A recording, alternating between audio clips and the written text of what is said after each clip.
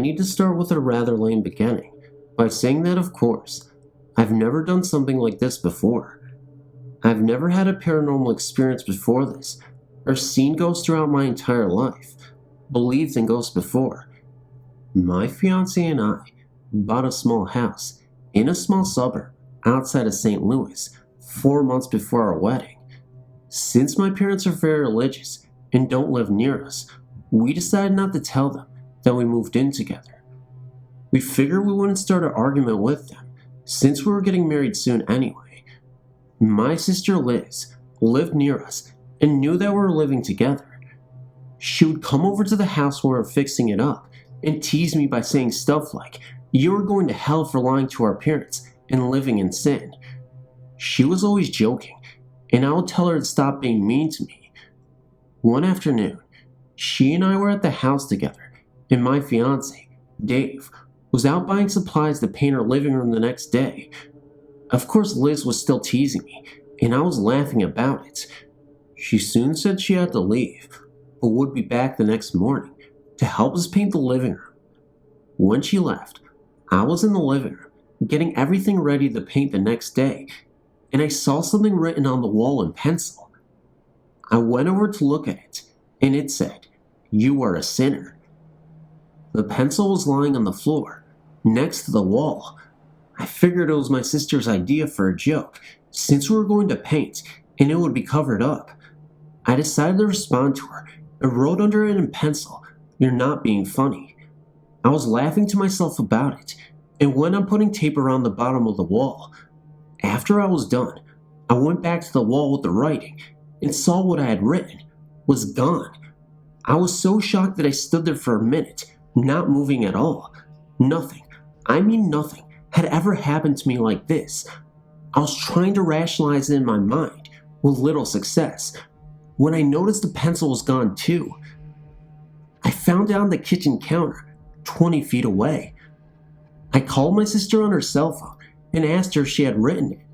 She said she didn't know what I was talking about. Now, my sister and I are very close in age, and I know when she is trying to pull something over on me. My fiancé came home soon after that, and I told him what happened. He didn't quite believe me, but could tell that I was really shaken by the whole experience. That night, when we went to bed, my fiancé got up in the night to use the bathroom.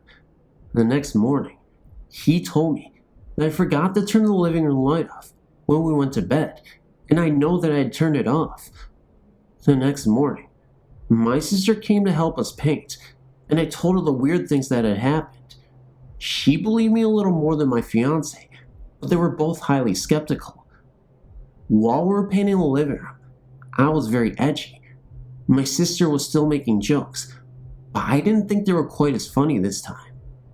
When we took a break for lunch, we put our brushes and rollers in the pans in the living room floor and went out for lunch. When we came back, all of the brushes and rollers that we had been using were lying on the kitchen table. The paint on them ruined the table, and my fiancé and sister and I became believers in ghosts. We were all pretty scared and didn't want to be in the house anymore. A friend of ours from high school recently graduated from seminary and was a priest. I decided to call him, but he was busy and couldn't take our call right away. None of us wanted to continue painting, but my fiancé convinced us to stay by saying that with the three of us there, it wouldn't be too scary. Nothing else happened the rest of the day. My sister stayed the night with us because we didn't want to be scared of our new home. She slept with me in the bed, and Dave slept on the floor. That night, we heard movement in the living room, so the three of us, looking ridiculous, held hands and crept to the living room. Dave turned on the light. Liz and I screamed, and there was absolutely nothing there. It was empty, except for a ladder we had used, and it had been moved to the other side of the room. We went back to the bedroom and debated whether to spend the rest of the night there or go to my sister's apartment. We decided to stay. None of us slept well, but we didn't hear anything else. The next day, my sister and I decided to meet my neighbors. We didn't want them to think we were insane by telling them we had a ghost, but we wanted to find out who had lived in the house before us.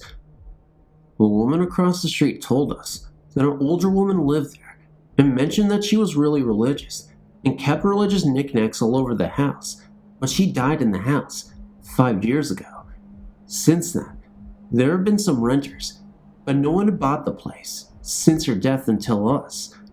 We decided that she was the one haunting us. My friend, the priest, finally called me back, and I told him what was happening. He agreed to come over and bless the house and give us some kind of comfort. When he got there, he told us that he felt like something was different about the house, but he didn't think she was trying to do us harm. He blessed the house, and the rest of the day went without incident. That night, I had a dream that an old woman was in our living room crying and saying that she didn't want her house to belong to people who weren't married. I remember trying to argue with her, telling her we were getting married soon. Then, all of a sudden, she vanished. I don't know if I was actually arguing with the woman who had lived there, or if I was feeling guilty for lying to my parents. I woke up, and I realized I was crying. I think that the woman must have loved the house and didn't want to leave, but realized she had to. I feel bad that I made her leave, but since the dream, we have not had a single occurrence. I sincerely hope she doesn't come back. I may be a coward. I don't like sharing a house with a ghost.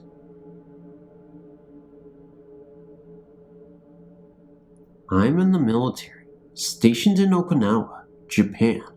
My wife, child, and I live in an apartment complex on base. The housing is built over a large battle site, which took place during the war. My wife is very sensitive to ghosts and apparitions. They have followed her since she was a child in Texas. Well, she and I were sitting in the living room, watching TV one night, when a figure walked out from the hall, stopped and turned back towards the hallway, and disappeared. This was my first time ever seeing a ghost. On several occasions, a bright ball of white light has been seen moving throughout the house, especially in my son's room. It seems to like him a lot. It also turns his toys on whenever it feels like it, which is quite often. The most unbelievable night of my life was experienced recently while my wife and I were sleeping. I awoke to a shadowy figure standing next to the bed. I was uncovered at the time, and the figure seemed to be reaching for me. I tried to scream, but nothing came out. This happened 3 times that night. On the 3rd time, I just laid still and watched the figure grab for me, reach the covers, and pull them back over me. It seems that this ghost is very friendly and means no harm in any way. It has always been prone to my wife. It frequently calls her name or watches her do the dishes.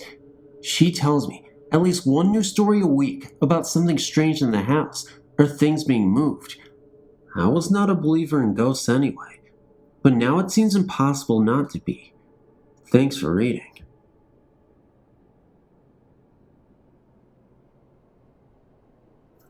I didn't think much of all I experienced in my mother's house until some years later, and when I think of it now, I can look back and realize that some really disturbing things went on there when I was living there.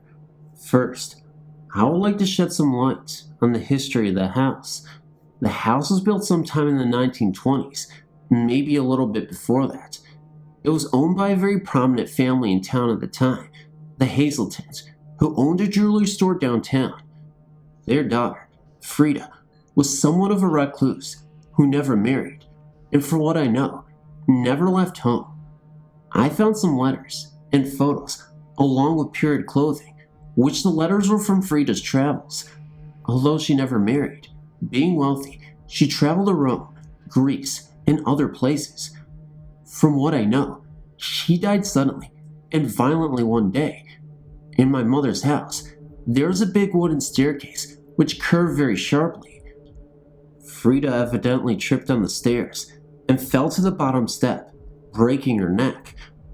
There was one occasion when I was little, I don't remember how old, that I remember sitting at the top of the stairs and feeling a pushing sensation on my back, and I fell down the stairs and landed on the bottom step.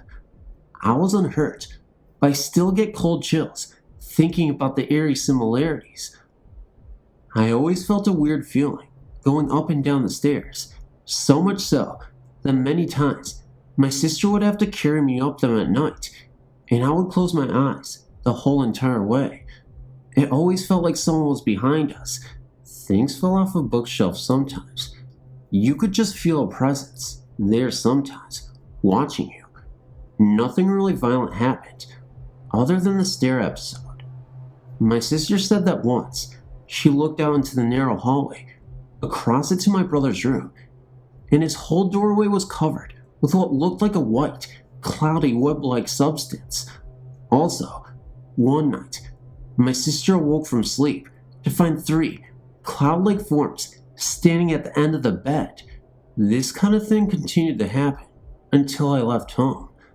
I never saw any forms or persons myself, but I'm convinced that Frida was still clinging to her home and resented us living there, somewhat.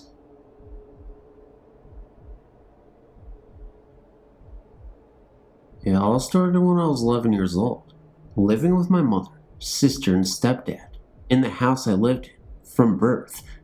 It was an old council estate, established in the early 1900s, about 5-minute walk away from a coal mining site that was destroyed around 1920 with a blast from inside, killing hundreds trapped inside.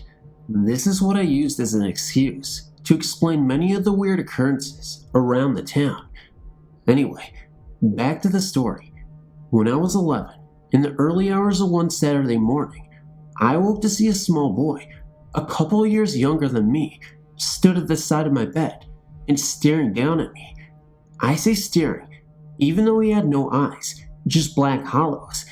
He seemed to be on the chubby side and wearing a gray outfit. Thinking it was my nephew, as it was common for him to stay over at the weekends, that just startled me.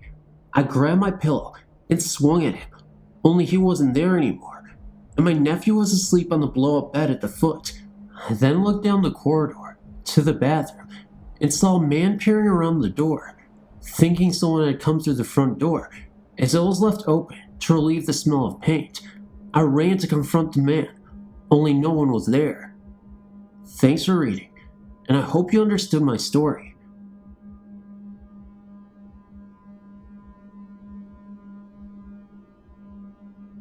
Hi, my name is Mark. I'm 17 years old, and I've been interested in ghosts since I was around 7. My friend, whose name is James, bought this old nursing house when he moved to England a few years back from Canada. I've spent many nights at this house, and it is a very big and also very old house. He has a lot of old pictures and stuff, and it's kind of freaky when you're walking around at night. One night, I stayed at his house. His mom and dad were not there. They had gone away for the weekend. That's why I was staying, because he doesn't like staying with his sister and her friends. So I came over, and we were just mucking about, listening to music. We were upstairs in his room, and we heard a really big thud. We just looked at each other and waved it by, not taking any notice. And then, a little while later, his sister and her friend came running in, really shook up, like they were mumbling and practically crying. They were about 3 years younger than us, and we asked them what the matter was. They said that they had seen a woman upstairs. They have 3 floors. We're on the 2nd. Thinking this, we thought that someone had broken into the house, so we decided to go upstairs and have a look around. When we got upstairs, the immediate feeling that we felt was that there was a strange smell and an eerie atmosphere, and me being interested in ghosts and all, I thought to myself that there's some signs. It got a little colder, too cold. We went into the rooms upstairs, and we searched the upstairs very well, and we found nothing. We went back downstairs and told his sister that we didn't see anyone. They were adamant they did, and they stayed downstairs with us that night because they were scared. That all happened around 10 o'clock. A little further into the night, me and James were still awake, and we sometimes go onto his roof at night. It's like a flat roof on the top of his house, and we sit up there. We were sitting up there, just chatting, and we heard another thud. At this point, I got really freaked out because I saw a shadow in the window below, and we were upstairs. James went really quiet, and we got down into a little slope to get back in through the window. That's when we saw a middle-aged woman standing at the closet, folding sheets. We froze. I couldn't believe what I was seeing. We didn't know this woman, and I don't think she saw us, but she walked around the corner of the hallway and disappeared. At this point, we got in through the window, went downstairs, turned on just about every little light along the way, and stayed up all night. It's the most frightening thing I've ever experienced.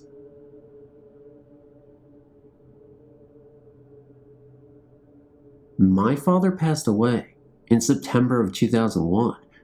He had been suffering from severe emphysema for about 5 years. We were all torn up over him dying. We were all at the cemetery for the graveside service. As soon as the service was over, everyone heard this loud clop, clop, clop sound, and the sound over something dragging on the ground. I turned to see what was the commotion. There was a man wearing golf shoes. They have metal cleats on them, carrying his golf bag and dragging another larger bag on the ground. This was in the middle of a cemetery. There was no golf course anywhere nearby. It was such a strange sight. My husband came up to me and said that it's a sign from your dad. Believes there's always a sign at a funeral. My dad loved to play golf. When he got really sick, he couldn't play anymore. He would only play on his PC. I think he was letting everyone know he was okay now.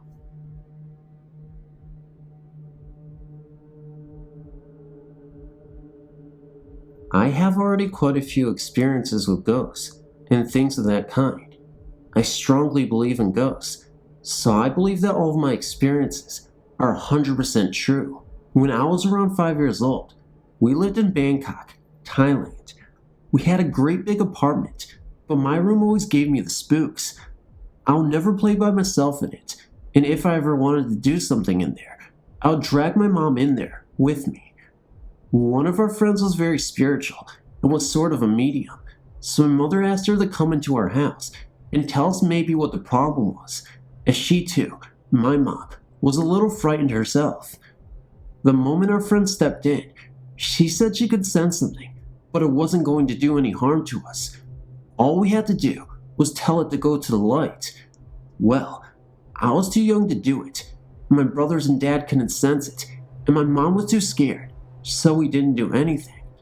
Then one day, by chance, I was getting something from my room, and I could feel something. So, I looked up, and there in front of me, I saw the back of a lady. She was wearing a pink dress and, as crazy as it sounds, green skin. Her hand was placed on the light switch. Then all of a sudden, she just walked out and completely disappeared. I ran to my mom, but she was busy talking to a friend, so she didn't hear what I said. After this event, the feelings weren't as strong, although they still remained. Around 6 months later, we moved to Bahrain in the Middle East. And when we were there, I was drawing this picture of the family. I showed it to my parents, and I pointed out all the family members. Then they came to this lady, and they say, "Who's that, Sarah?" To which I replied, "Oh, that's the lady who lived in my bedroom." That was quite scary. Also, when I lived in the UAE, the Middle East, the ghost who lived there would play games with me. It would hide a pen, which was positively there, or close the curtains when I had just opened them. When my uncle visited us, he actually saw a small boy at the end of his bed, although I never saw anything. I've had various experiences where I can sense something there. Take the time I was at my mother's friend's house, and I needed to go to the bathroom. I was about 8 or 9 years old, so off I went. I could not for whatever reason go do my business, so I ended up not going, as I kept getting that feeling that someone was watching me. Later that evening, we were talking about paranormal experiences, and the lady mentioned that the spirit of some family member of hers lived in the house with them. So, those are basically my stories, and there are probably many more to come. Who knows? Maybe I'm partially a sort of medium. I'd like to think so anyway. Happy Wednesday, everybody. And first of all, I just want to apologize for not getting this video out to you soon enough. I know Mondays are usually my upload days, but I'm behind like 2 more days now, so I guess that's not good. But you know what they say, choo-choo goes the train, and we're chugging along. We all go from preschool, playing with those toy trains, to the beautiful wonders of college, where you're just chugging along with your alcohol. Now that's what, I don't know what I'm saying, guys. Anyway, go ahead and like, comment, share, and subscribe to this video if you haven't yet. There's content that I post that's always ghost stories, so you might want to check that out. Previous videos, and just, enjoy yourself. We have a real blast here on the Phantom of Darkness channel. We just have, fun. We jump up and down and just be ourselves until we can't do it anymore, which is never. We're always ourselves here. The community is great. You just sit down, you have a beer, and then maybe you have some, chicken, or I don't know why I can mention beer. Maybe I'm stressed out and need some beer or something like that. Decompress. Who knows? Right now, I'm just happy this video is out and you guys enjoyed it. Hopefully. Seriously though, guys, I'm gonna pick my favorite story, and I would say maybe the last one, actually. I really like the golf story, but this last one about the guy in Thailand seeing the green lady or whatever, that was a pretty cool story. Can't talk, obviously, I'm slurring my words as usual, but just know that I really appreciated that story. So let me know in the comments section below what your favorite story was. And if you got to the end of this video, which you probably did, you can say, chicken waffles, and, Sally got back to her house. All right. I'm kidding. I'm so weird. Anyway, guys, I love you. Good night, good morning, and I will see you in the next video.